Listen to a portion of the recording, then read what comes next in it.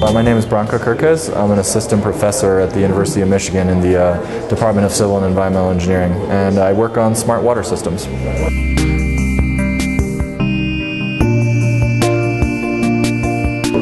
A smart water system effectively is a traditional water system. So think about it, either it's drinking water or storm water or sewers that's been retrofitted with sensors to measure what's happening in real time, so to give us an insight about what's actually occurring.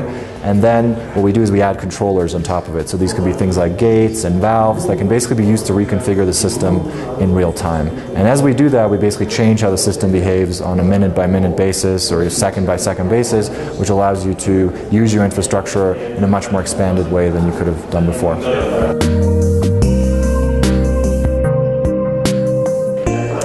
My interest in studying urban water systems was just based on the fact that I was curious about them. I studied water systems in remote environments for a long time, so mountains and just remote regions where we didn't have the influence of human beings. And even though that's a really it's a strong field and there's still a lot of research to be done there, I was really curious to see what's happening in my own backyard, in my house, right? And so that's how I got into urban water systems. And I quickly realized that there's a lot of added complexity of pipes and things that were constructed by humans, and so basically we need to add that to our understanding of pristine water systems to build better models and better systems.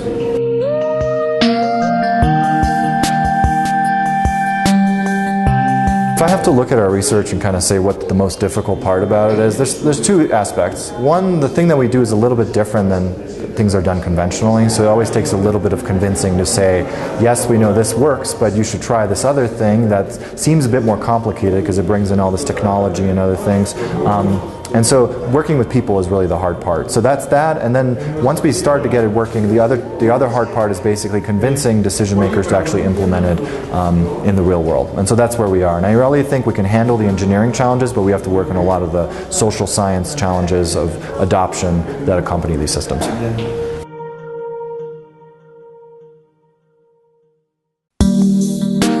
So when you study watersheds using many sensors, the first challenge is you have to know how to deploy sensor systems. And it's not something that's traditionally taught in civil and environmental engineering, right? Because we learn about how these water systems work, but we don't learn about electrical engineering and computer science. And that's changing now. We're teaching students how to do both things, right? So the initial challenge is just learning these tools that are not traditionally part of your toolbox, but once you do that, you can start to get going. And beyond that, it's really just working with people, just like with any other engineering discipline.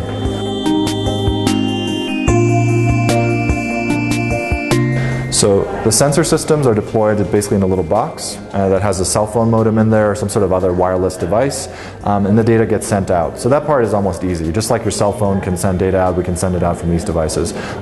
Once they're deployed, they're supposed to last for a long time. So we have sensor systems that have lasted for 8 years in some cases in these remote environments, but we service them once every while, but they're supposed to last a long time. They have solar panels and batteries that basically make that happen.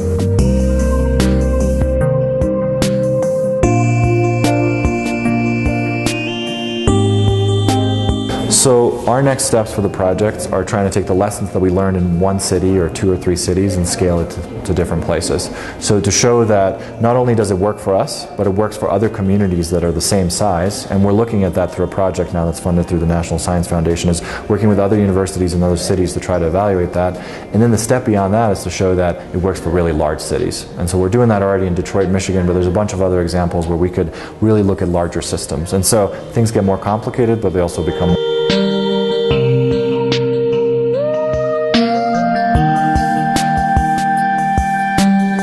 Yeah, so I got here about an hour ago, but so far so good. I love the campus. Everybody's been really nice, and I'm really excited to learn about the work that's being done here. I'm already aware about the research because I've interacted with faculty members before, but it's just exciting to be here and actually meet the students. So.